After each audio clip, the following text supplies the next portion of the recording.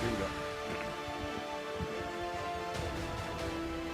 Sold out Scotiabank Field at Nat Bailey Stadium is where you'll find the Canadians down 7-0 to the Everett Aquasox. I'm Rob Fai alongside Ricky Romero, Caroline Frolic here in the ballpark as well, hoping that the Canadians can somehow make a ball game out of this. A couple of things working against them. Obviously, the fact that the pitching for the Canadians has struggled, and on the other side of the baseball ledger, Seattle Mariners first rounder George Kirby is toeing the rubber for his third inning. And outside of a couple of lazy singles, the Canadians haven't done much against the right-hander out of Elon University. 9-1-2 in the order for Vancouver. It'll be Adrian Ramos, Tanner Morris, and then Trevor Schwecke, the all-star for the Canadians, who will all take their cuts against Kirby. Ramos, kid out of Puerto Rico, is hitting .119 with a home run and 12 RBIs.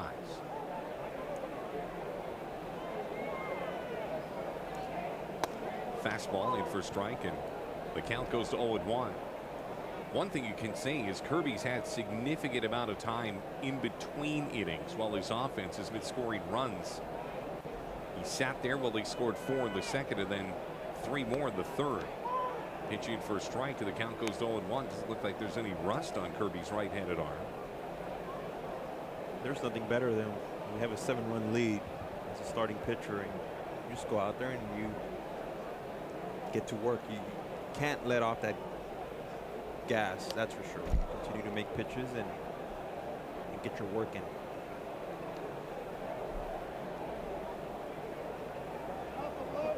Even with the Canadians down by 7, there is still a buzz in this ballpark.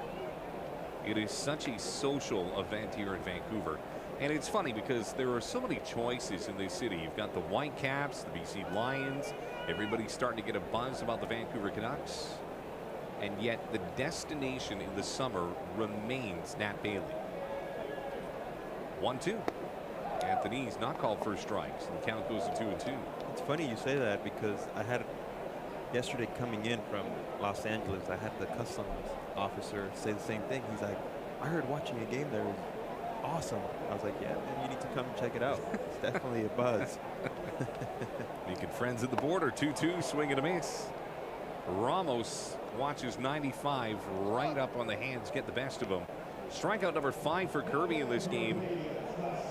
And we talk a lot about the Blue Jays and their rebuild. It is also something for us to take a look at the Seattle Mariners' future, and that's what we're getting to see tonight. Now, last night, Ricky, I know you were at the game while we were broadcasting. Brandon Williamson, the left-hander, smooth and easy. Wasn't he good? Oh, I was thinking the same thing. So you got him from the left side last night. George Kirby here tonight.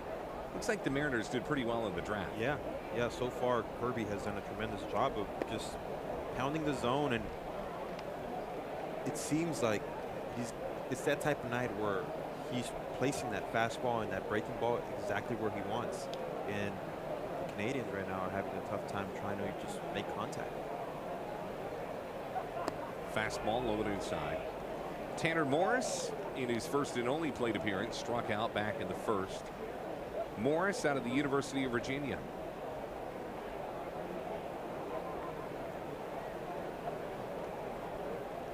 Two balls and no strikes. Fastball up and away, but called for strike. Count goes to 2-1. Morris, maybe not a huge fan of the call, steps out of the box. Not the only Vancouver Canadian to have come from the University of Virginia. Our former first baseman is now a closer in Sean Doolittle. 2-1. Swing and a miss, and now the count goes to 2-2. And I'm going to say this name, and I'm not comparing him to him by any means, but his delivery reminds me a little bit of Doc Howland. Just a little bit. He's got a little bit of that coil, and then that late release where it's just bam right there. Little dribbler out to the second baseman, fielded by Jones. Throw to first is in time, and that produces a second out. I didn't even notice it until you said it, but you're pretty spot on with that one. Morris is 0 for 2. Trevor Schwecke's going to step up. Yeah, it's almost like he's got the exact same setup. He's set up with his glove up, hand in the glove, almost like Doc, and the way he coils and then the ball comes out of his hand. It kind of just looks a little bit like him. Would you say that Roy's mechanics were typical or atypical? Oh, flawless. I mean, they were just on point every time. Oh my God, yeah. It just seemed, and I had the chance to obviously sit in his bullpens, just watch him work. And it was just cleat marks, just the same cleat mark in the same spot every time. And it just, he was just that good. And there's a reason why there's 3 letters in front of his name now.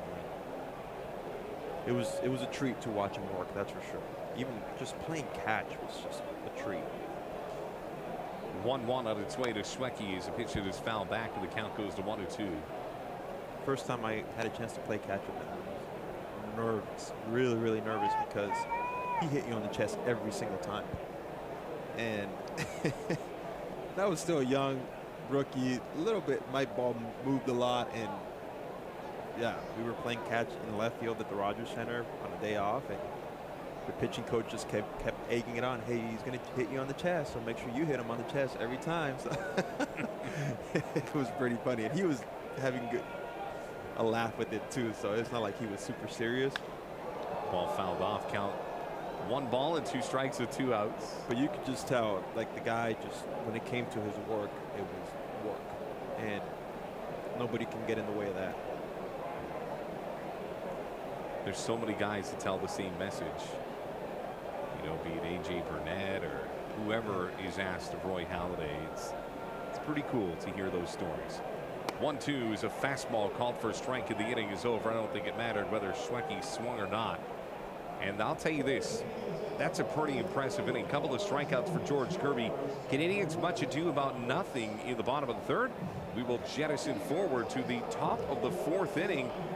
Canadians, I think we're going to go to a guy. We'll go to break here, but coming up just minutes from now, an interview with Alek Manoah. But for now, it is 7-0 Aquasox. Top of the 4th next. You're watching A&W Canadians baseball right here on Sportsnet Pacific.